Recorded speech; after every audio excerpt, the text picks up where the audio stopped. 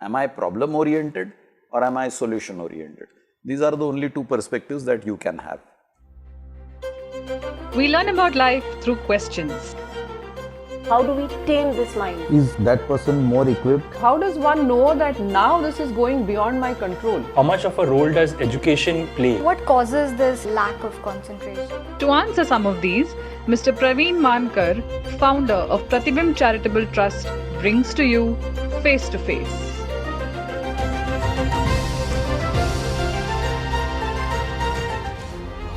This week, we are talking about overcoming problems. In mathematics, every problem has a solution. Does this apply in life too? How does anyone deal with everyday challenges? So my question to you here would be, are problems self-created? Are problems self-created? Problems is a viewpoint. The same subject can be viewed as no problems, and the same subject can be viewed as, oh my God, what a huge problem. So again, it's how you look at any particular situation. You want to look at it as a problem, there is a problem. You want to look at it as, okay, so what? It's not a problem. So are we doing something wrong? Right and wrong is again subjective. What is right for you may not be right for me. What is right for me may not be right for you. So these are subjective things. But yes, I take your point. The common man faces problems. The common man doesn't know how to deal with problems. I mean, there is a philosophical take on problems. But the average man is far from philosophy. The average man wants real-time solutions, real-time answers on how to deal with problems. Let's look at what does a problem do for you. So the problem frustrates you, the problem angers you, the problem disappoints you, the problem worries you.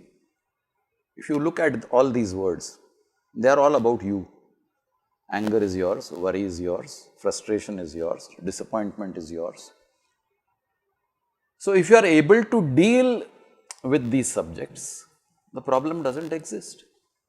The problem can be external, outside you. The problem can be internal. For example, a disease is an internal problem. Should I be worried about my disease?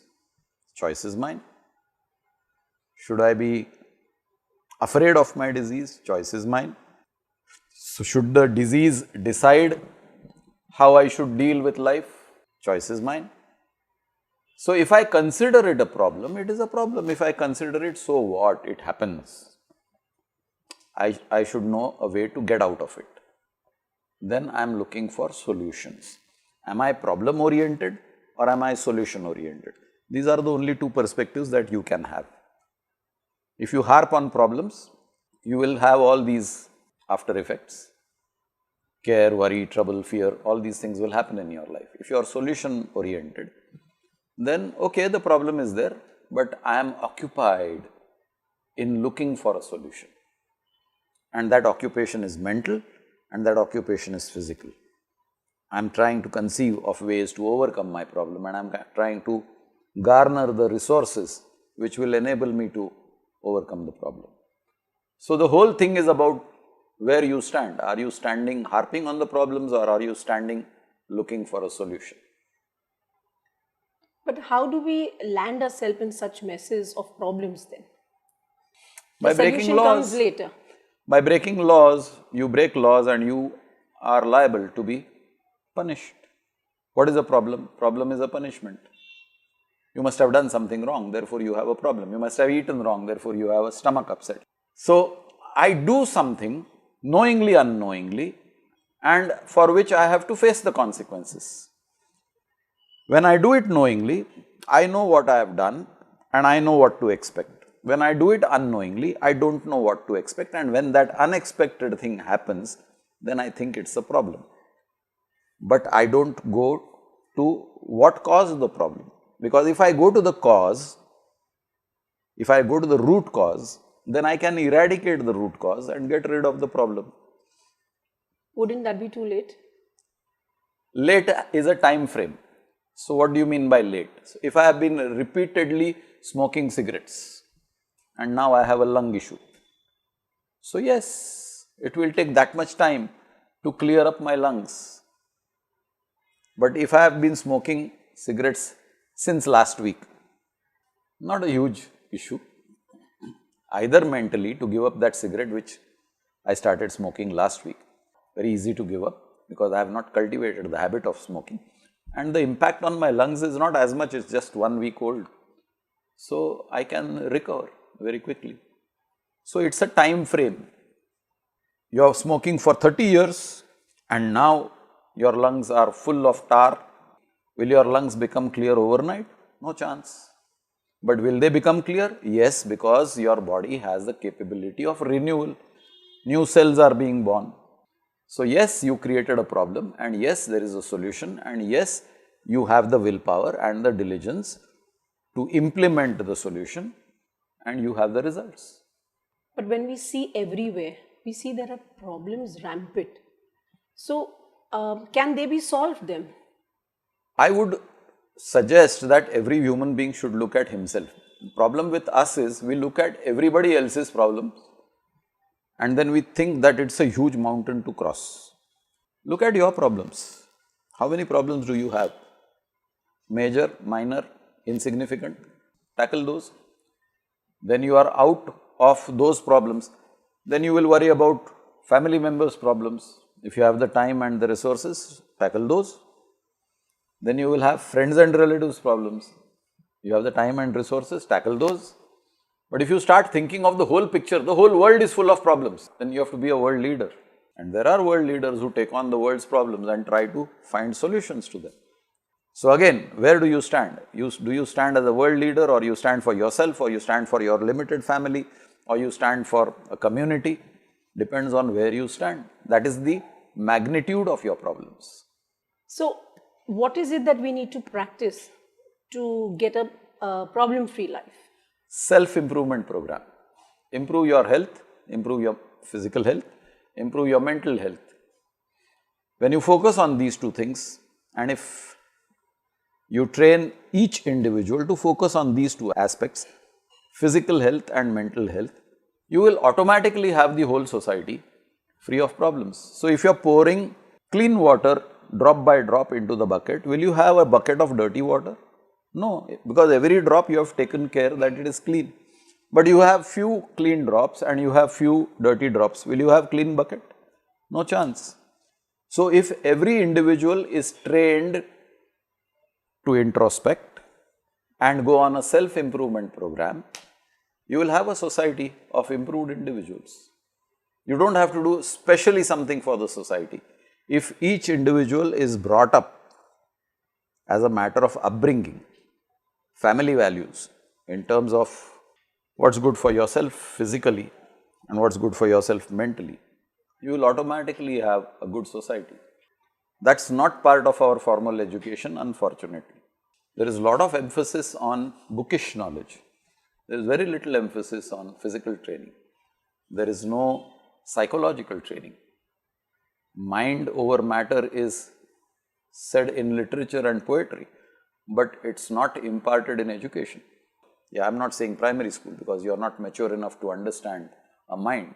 But once you get into higher secondary, junior college, university level, I think mind should be a continuous subject in all formal education, because your mind is transient, it transits. It transits from one stage to another. You are physically transforming as you go from childhood to adolescence, adolescence to adulthood, and so on and so forth. So when there is a physical transformation taking place in an individual's life, the mind is bound to change and the mind is bound to accept the change. We don't accept because we get confused by the physical changes in the body. I am talking about the individual. Look at the environment is also changing. My mind is supposed to adapt to the changing environment. Am I keeping pace with that? Am I capable of keeping pace with that? There is nobody to guide me. Would it be right to say that the problems control the mind, or the mind controls problems? Mind should control the problem, but unfortunately everything around the mind controls the mind, not only problems. Situations control the mind, temptations control the mind, desires control the mind. So, all these things are controlling the mind, whereas the mind should be in the governing body position. Mind is the governing body of your life, but the governing body is being governed by external circumstances and internal conditions. So, where is your mind in control? Your mind is not in control. The tail is wagging the dog is not wagging the tail. So problems, like we can say, be self-created. Nobody else can create problems for us. Philosophically true, you are the cause of all your problems. But again, from the common man's point of view, problems are created by situations and individuals, from the common man's point of view. But if you talk from an evolved soul's point of view, from a philosophical point of view, you invited the problem. You associated with the wrong people. You went into a wrong geographic location. So you got trapped into the problem. I arrived at a situation at the wrong time. So now, why did I arrive at that wrong time? The reason is I myself created that situation unknowingly in the past. If somebody could make that connection and show it to you in a visual format, then I would know the answer and then I would accept the answer. Today, all these things are considered as imagination, some spiritual fellow talking something without any basis, because there is absence of logic, which is what science expects. This is equal to this is equal to this, therefore this is equal to this. When that logic is missing, then it is not in the realm of science, then I don't accept it. So whom do we seek help from? You seek help from people who have acquired balance. How do you identify such people? They are healthy in body, they are healthy in mind. Staying mindful helps to avoid getting caught up in the emotional storm of your problems. Instead of getting caught up in reactions, pause, breathe, and see what the problem is. Problems can be easily solved with a rational mind. If you have some questions about life, please connect with us. Do not forget to like, share, subscribe, and press the bell icon for weekly updates.